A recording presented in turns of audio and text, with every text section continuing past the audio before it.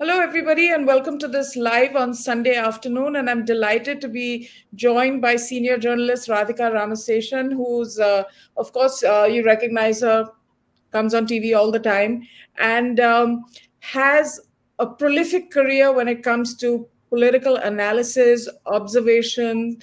And what's prompted this conversation today is again, Radhika, one of your columns that came out in the Tribune, which was where you did this comparison of the BJP and the Congress leadership styles. And I found that fascinating because it's been so much of a conversation point these last couple of months with the Congress elections.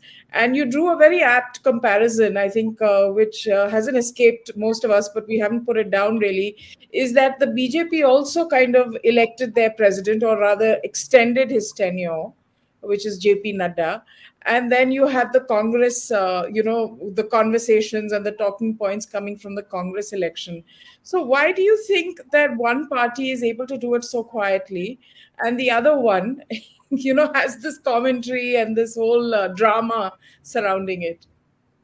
Yeah, thanks, Advaita, for having me on your show, and good afternoon. The thing about the BJP is that by and large, the anointment, or I wouldn't say election, because I do not think that the election process was carried out per their constitution, which is elaborate. They go through the motions of, Mhm. starting right from the block to the district to the state and then to the national. There is an electoral college well defined. The BJP constitution is very, very clear about that. And, there have been run ins in the past at the level of the state for elections at the lower level. But when it comes to electing, within quotes, the national president, there has rarely been a problem, except I think in the case of Mr. Gadkari, when in 2012, if I remember right, or 2013, when Well, the RSS wanted to give him a second term, which was perfectly in sync with their constitution, because the constitution was amended then to give an incumbent president a second term of 3 years. Earlier, the term was 2 years. It was extended to 3 years, and then the president could have it for 3 years. Now, at the last, Mr. Gadkari was filing his nomination, and at the last minute, there was a mess up. Yashwant Sinha, who was still in the BJP, he announced his candidacy to file to for the president's post. I still remember Thawarchand Gehlot was the returning officer, and he was sitting in the BJP office, which was then on Ashoka Road, and he said, "मैं क्या करूं? यशवंत सिन्हा साहब भी अपना nomination file करने वाले हैं. Now I think the parliamentary board will have to decide, and so on and so forth." So some kind of a mechanism was evolved, and Rajnath Singh was hmm, chosen as the president. So chosen. it's Yeah. not always an election. But having said that, I mean, there are fewer problems within the BJP. The whole process is accomplished quite seamlessly. Whatever happens is on at the lower level, which is then sorted out by the district or the state presidents. But to the BJP's credit, the leadership never allows things to spill over at the top. So Hmm. apparently, it looks all very seamless, and it is much more so under the present regime. I mean, I cannot think of any kind of leakage or any kind of thing happening in this Yeah. regime, or any kind of indiscipline, insubordination. Of course, you're seeing a different picture in Himachal now, which is unrelated to the process of electing president, but where it comes to the organization, there has rarely been any kind of indiscipline, insubordination in the recent past. Yes, in the past, I would imagine that there have been occasions when Mr. Shekhawat, I think, he wanted to stand for the post of the prime minister. I mean, in his twilight years, and that was sorted out. But by and large, and I think a big reason for this is the presence of the RSS in the background. The RSS never opens its hands fully. You know, you don't, it never shows its hand hands fully, so you don't know what exactly is going on in their mind. But there have been occasions when the RSS has spoken its mind, and the previous Sarsang Chalak, late Mr. K.S. Sudarshan, he was very vocal when it came to making a transition from the Advani era to the present one. He made it very clear that they were going to look for a leader from the state to head the national party here in Delhi. And that Mm-hmm. is how Mr. Nitin Gadkari was brought to the center. So Mm-hmm. I would imagine a big reason is the presence of the RSS, and generally I would imagine that cadres indoctrinated in the RSS style of functioning, in the RSS's thinking, in the RSS's ideology are more committed, which unfortunately is missing in the Congress, or it's got Yeah. diluted over the years. Let me put it that way. I'm sure there was a lot of ideological fervor in the years after, decades after independence, but that has got diluted by power politics completely. Now, that has not quite happened in the BJP, although the BJP is seriously in the game of power politics. There's no question Mm. about it. But somewhere in the end, ideology does act as a glue, and Yes. parent, the RSS, the Mm. parent kind of holds the party organization together. Now, whether this arrangement is going to last forever, one cannot say. There is a perception that the influence of the RSS is diminishing now. I don't agree with that. I do think they play a role from the background. So, as long as these two factors are there, I think the process of managing the BJP organization is not going to be very difficult. But that was the role, actually, what you've described right now, that the Gandhis are supposed to play for the Congress. Or that's what we've always been told. Yes, well, of course, the Gandhis could play this role as long as the Congress was winning elections, which brings me back to my earlier point. The Congress is totally now immersed, submerged in power politics. It doesn't exist for any other reason. Much Mm. as Rahul Gandhi may say in the course of his Bharat Jodo Yatra that the Yatra is unconnected from electoral politics, he is not taking it, he's not going on the Yatra to win elections, but that is not true at all. The Congress is embedded in power politics. Where does the Seva Dal exist? It was formed as a kind of a Yeah. counter against the RSS. Do you hear of the Seva Dal? Occasionally, you do see the members with their caps on and, hoisting the flag at the party office. But apart from that, its raison d'etre has ceased to exist.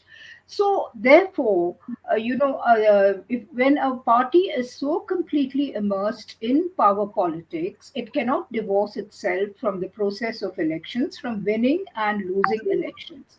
So, in those halcyon years from 2004 to 2009, when the Congress won two back-to-back elections, nobody questioned the writ of the Gandhis. Whatever they wanted was law. Once you start losing elections, then part of your legitimacy does get eroded, like it or not. It happened with the BJP when the BJP was out of power for 10 years. I mean, we saw that Mr. Advani's dictates just didn't run Hold. over Yeah. the party. Yeah, okay.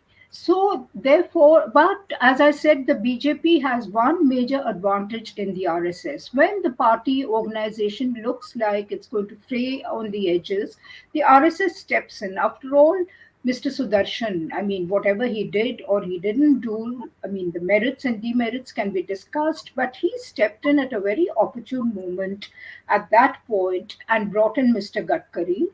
Mm. Well, I mean, we can debate endlessly about Mr. Gadkari's tenure as the party president, but that's for another day. In Mm. the case of the Congress, it's the Gandhis and the Gandhis alone. So the Mm. moment they do not deliver the goods, and in this case, election results, they've been losing election after election in states. How many? They're in power in only, I think, about two states on their own independently. So Right. then, I mean, your legitimacy as your leadership is bound to be questioned. Your legitimacy as leaders is bound to be called into question. And that is exactly what has happened with the Gandhis. So therefore, they've decided to probably step aside in their wisdom. However, I do not think they're stepping aside. That's the Uh, other thing I was going to get to you. It's like, do you really believe that they're stepping aside? We saw the images this week. We saw, Sonia Gandhi, Rahul Gandhi, and Ashok Gehlot sitting in front of Mr. Kharge in the CP's office. So the optics and all were very well managed. And Sonia Gandhi also said, "I feel relieved." And Priyanka Vadra, of course, had that touching tribute to her mother where she says, whatever people may say, I know you did it for love. And there's a picture of Sonia Gandhi holding up Rajiv Gandhi's photograph. And so all of the noise around it has been indicative of the fact that Kharge is the man in charge. But do you believe that's actually the case?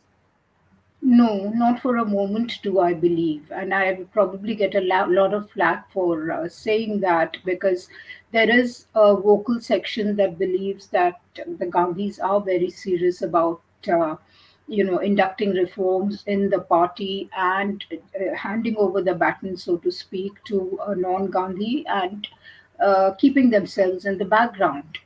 I mean, if it was so much about foregrounding or backgrounding yourself, why is Rahul Gandhi going on this very long, drawn yatra? It is obviously, I mean, to project himself. It is not, well, partly, yes, it is virtue signaling as well. I mean, as projecting himself as a counterpoint against the present BJP. So that itself is a political message. I mean, if you want to show that you are the antithesis of the present BJP, that is definitely a political message to your voters, to your cadre, and maybe to perhaps towards a larger constituency. So where is the question of the Gandhis divorcing themselves completely from the party, from its power politics, and so on? No, I do not think so. After all, Mr. Kharge, I mean, I do not want to take anything away from Mr. Kharge for a moment. He's had a successful career in electoral politics. He's a well known leader of Karnataka, Dalit, Ambedkarite, everything. But what is the kind of latitude he's going to be given eventually? I do Yeah. not think, Mr. Kharge knows the party organization in and out. Maybe the southern states, yes, but you have the entire north and the west, where the Congress's strength has really got diminished, and that is where it needs to pick up the threads and get its act together. And that would probably be familiar terrain only to the Gandhis, whether it is Rahul or Sonia or Priyanka Gandhi, who's been quite proactive in Uttar Pradesh. She's also been visiting Himachal lately.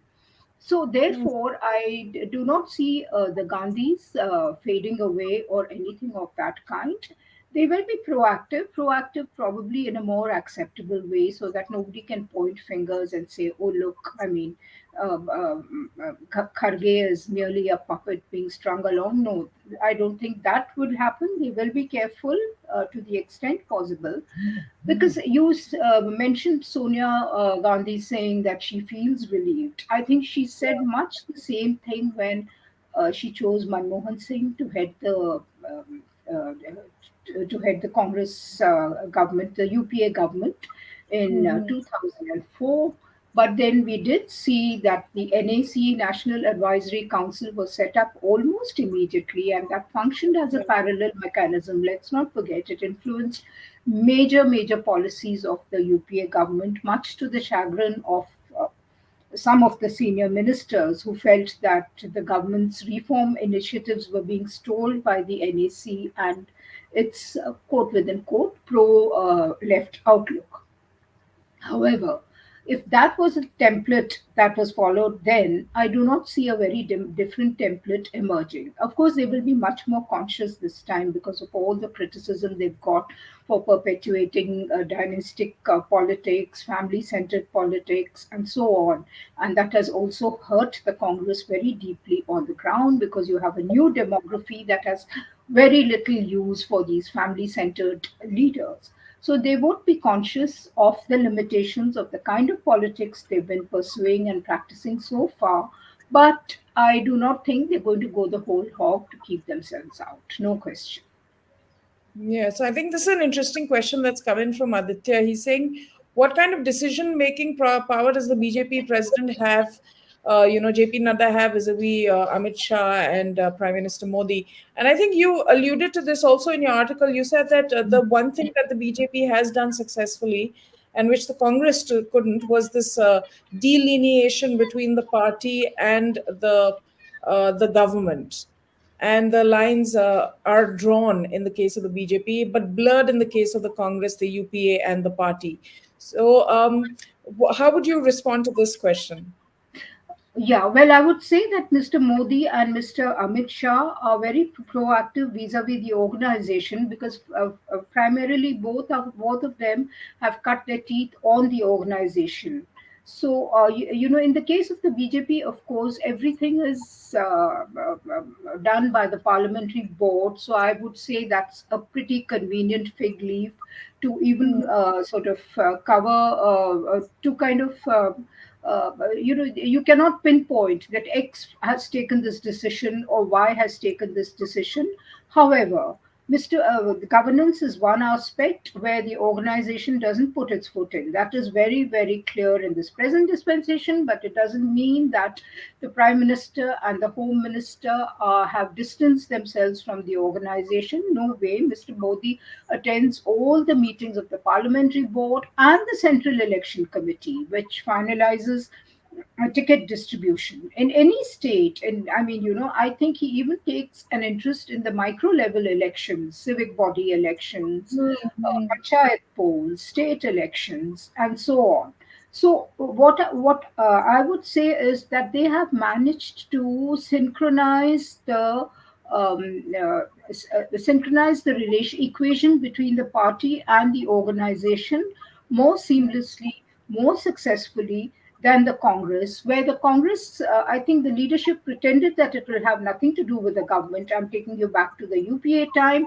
However, we saw what happened, and Mr. Rahul Gandhi famously tearing up the ordinance, the Ordinary. government ordinance, when the former Prime Minister Manmohan Singh was in the USA. I mean, you can't have a bigger affront to the Prime Minister than that particular spectacle that was staged in the press club. So Mm. that I think will not happen in the BJP. But which is not to say that the government or the leadership, the political leadership, has dissociated itself from the organization. Mr. Nadda knows his jurisdiction. He is confined to the organization. He doesn't make a single policy statement vis-a-vis the government. If you notice, you Yes. have had presidents in the past who have overstepped their mandate and who kind of lost their jobs after that. That I think Mr. Nadda has not allowed to happen. He's followed Kushabhav Thackeray. Kushabhav I was Thackeray bringing that CPD is up. very. Yes. You drew that analogy. You said that that is sort of the modeling that he has done. His tenure as president is modeled after Kushabha Thackeray, and also another interesting point you mentioned was that Prime Minister Modi needed somebody who would not necessarily second guess him, would kind of know what the bigger plan is or the grand plan of things are, and was able to execute this. Do you want to talk about this a little bit? This dynamic between the prime minister and the party president. We saw what it was like in the Congress, but in terms of the BJP, it's very different. It's a different equation. Yeah, absolutely. It's a different equation because the party president knows why exactly he is in the position into which he was sent. And he is not there to overstep his mandate. That is a lesson I think Mr. Nadda has gleaned from the past. I'd just like to take you back, Advaita, to Jana Krishnamurthy's tenure. It was a brief 1 year long tenure. He replaced Bangaru Lakshman, who had to quit in fairly sort of ignominious circumstances. Yeah. And by the way, Bangaru Lakshman had also overstepped his mandate because he had taken this power. He tried to give a very radical twist to the BJP. In the very first national executive he presided over in Nagpur, I think it was in 1999, September 1999. he made a long statement on the position of minorities in India and said that they're flesh of our flesh, blood of our blood, and it is therefore incumbent on the BJP to assimilate the minorities in the political mainstream, or while respecting the need to keep their identity. It was a fairly radical statement. I don't recall the exact words, but flesh of our flesh, blood of our blood, I remember very well, by the BJP standards, and it was not quite liked by the BJP. So, Lakshman, I think he courted a fair share of controversies until, of course, the sting operation did him in completely. Now, Jana Krishnamurti was brought in on a moral high to clean up the act and so on. But I think he took his role as the president too seriously, too earnestly, and he started making statements about the state of the NDA coalition. The NDA was tottering then, and Vajpayee had lost Mamta Banerjee months ago, and Mamta had evinced interest in coming back to the BJP on her terms, whereas Jana Krishnamurti said, no, it will be on our terms. There will be a cooling off period. She cannot expect a berth in the cabinet immediately, and so on. And that is where I think he was ticked off and his presidency was terminated. And I think Venkaya Naidu ji replaced him.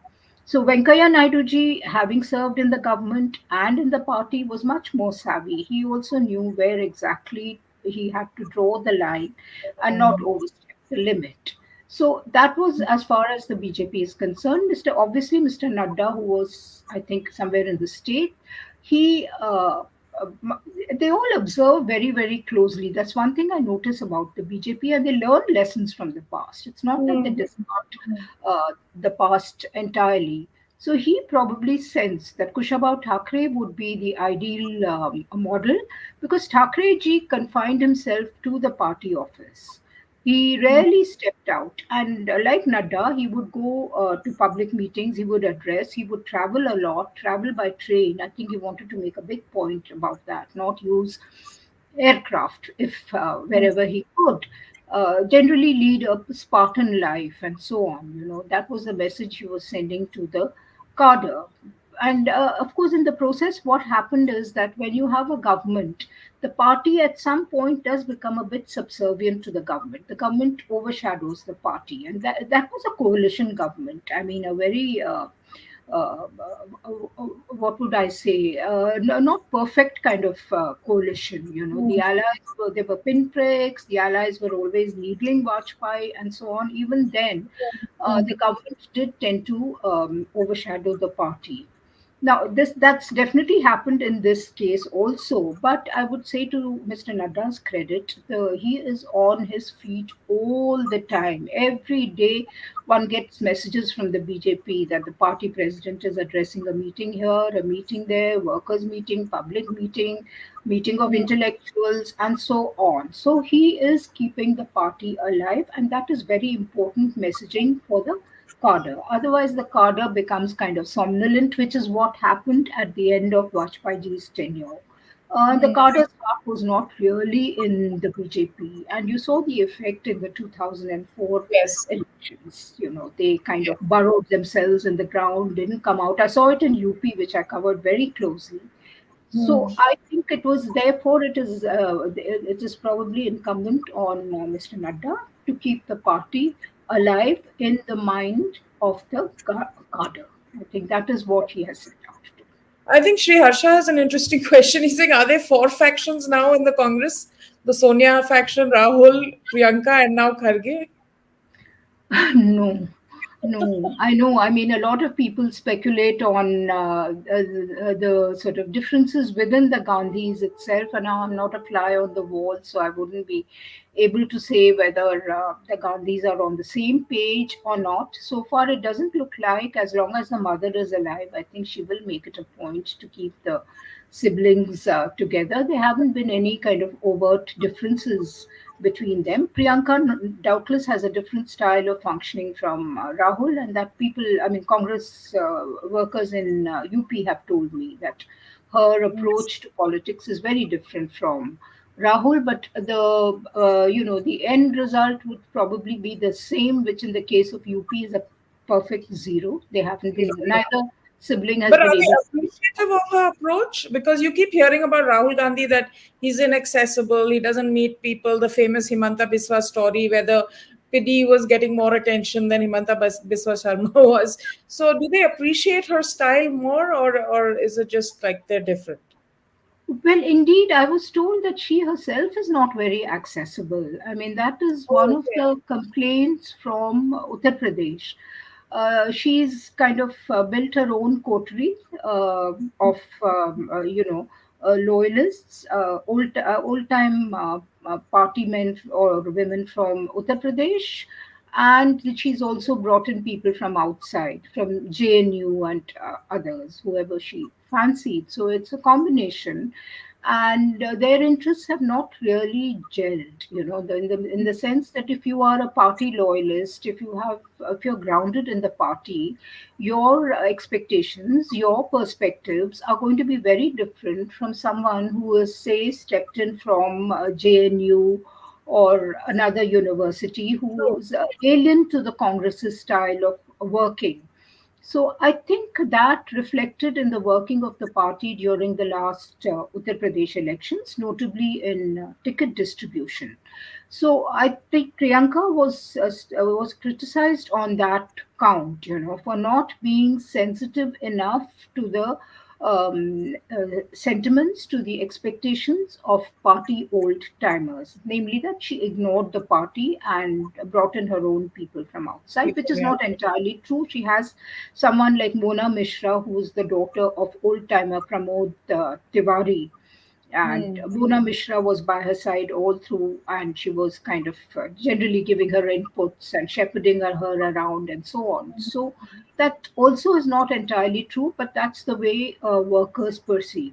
Yes, Rahul Gandhi inaccessibility was generally a complaint against the Gandhis. They have this famous moniker, seasonal births. They could come during a few weeks or few days before the elections, camp in Raebareli or Amethi, then do their little bit and leave. And And leave. yeah. So that was one of the major complaints as far as Uttar Pradesh went.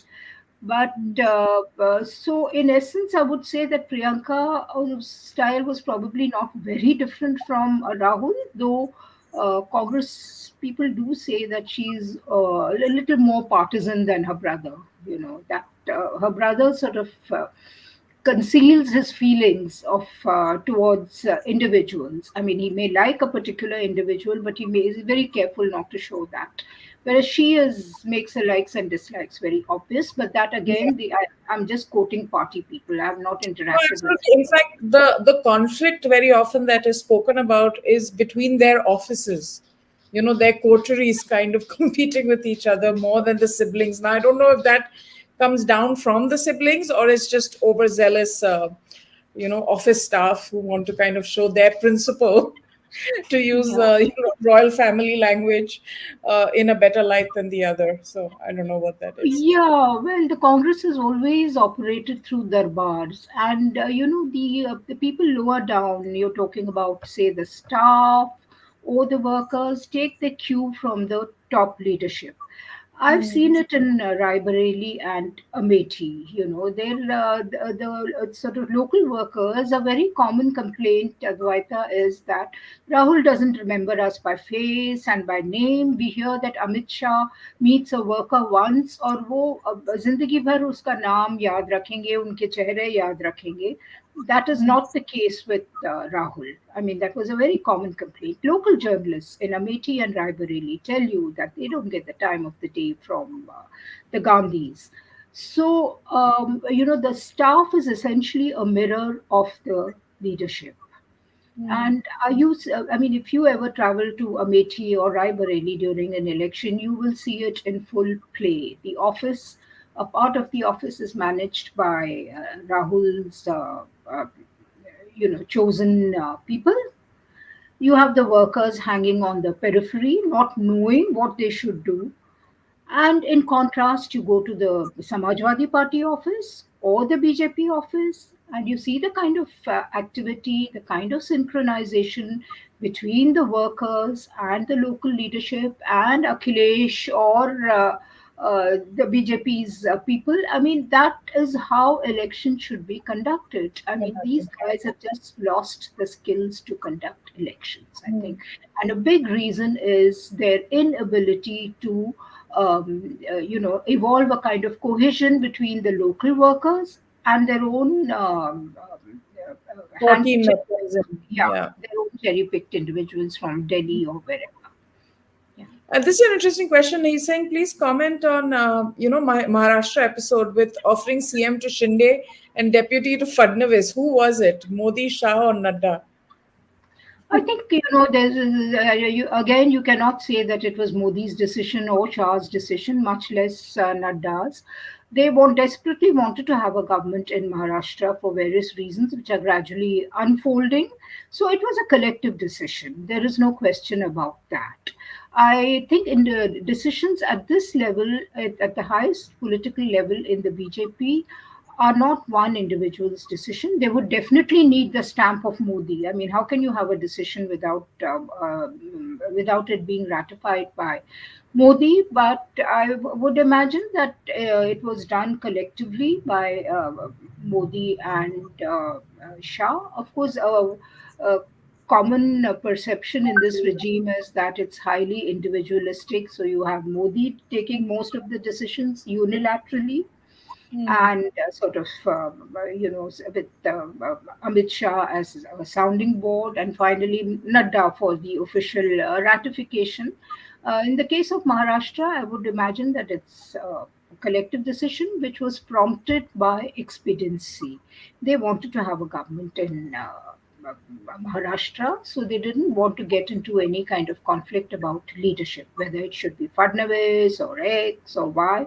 They got a chunk of the Shiv Sena, which was a big acquisition for them, and therefore they rewarded Shinde with chief ministership. Now, how the whole thing subsequently plays out, we don't know, but that was how it was done.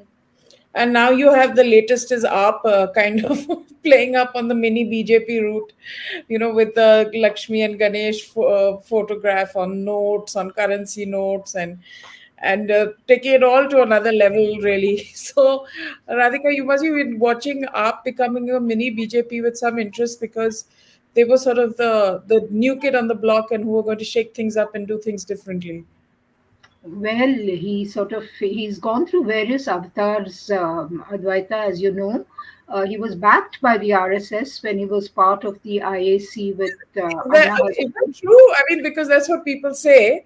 And was he backed, or was the Well, the Indian movement was back. Hazare actually? was back. Let me put it that way. He was an integral Yeah, part of the movement. There was he Kiran was. Yeah. Bedi, Prashant Bhushan, and I mean, they were Ram Madhav. I think went and sort of felicitated them on the stage once, or rather, he read out a letter from the RSS. So there was a sense that the crowds that were mobilized. I mean, you had record crowds for a movement of that kind to galvanize that kind of an audience here in Delhi is very difficult. So I think somewhere the RSS and the BJP did play a role covertly. Probably the BJP didn't think that he was going to morph into a political leader then. I don't think anybody would have thought afar. I mean, neither did any of us, or that he had the potential, but he did. He kept winning elections in Delhi, and he used his secular avatar at one stage, got all the minority votes. I would imagine that his politics represents cynicism at its best or worst, however you look at it. It is cynical, it is amoral, and that's the way he is. I mean, is playing by the rules of the game as they exist right now. And in Gujarat, I think he has figured out that the Congress is already branded as a pro-Muslim party in Gujarat, which is why they haven't been able to regain their space in the urban parts, in cities and towns. Congress is fairly okay in the rural areas. So I think he is making a play for the urban votes. Kejriwal. There's no doubt about it. And there, the BJP is a formidable opponent. I mean, there is no question. I mean, it is there as the central pole of Gujarat politics, 27 years. I mean, we're talking about like close to 3 decades. So he is, therefore, he has latched on to this whole Hindutva plank in his own way. The minority votes don't count in Gujarat for very much. I think they're what, 9% or something like that. Mm, Uh, mm. it's- that just tells shows you how utterly cynical he is. He probably thinks that come what may, the minorities will vote him and not Congress, which is again not really projecting itself in a big way in Gujarat so far. So I think that is the thing. That is the kind of playing field that he is looking to level at the moment. I'm not for a moment suggesting that he's about to make giant strides in Gujarat or anything of that kind, but he is trying this peculiar combination of Hindutva and development, which is exactly what Modi had used right in the beginning. The Gujarat model was undergirded by Hindutva and overlaid heavily by development. So Kejriwal is also talking about his mohalla level clinics and schools and so on, which have done wonders for Delhi. There is a very large lower middle class and poor section in the urban areas as well, which is feeling the pinch of price rise and Yeah. an uneven, skewed kind of development. So Mm. his constant stress on what he has achieved in Delhi might just strike a chord among these sections, which were It's swayed after by. this whole- Radhika, like last week, it was ban on firecrackers for Diwali in Delhi. And then the next week, it's, put Lakshmi and Ganesh ji on currency notes. Yeah, yeah. So, know, it's sort of like this interesting playing to the different galleries, really. Different He's galleries. he's One is he's performing for talking, different yeah. audiences. Yeah, Yeah, at all absolutely. times. One is talking about the woke constituency in Delhi, Delhi. which is very troubled by pollution and so on. I mean, the air purifiers are out, and people are scared to step out, and so on. So I would imagine that this ban on firecrackers might have appealed to this section, though the ban was just very notional.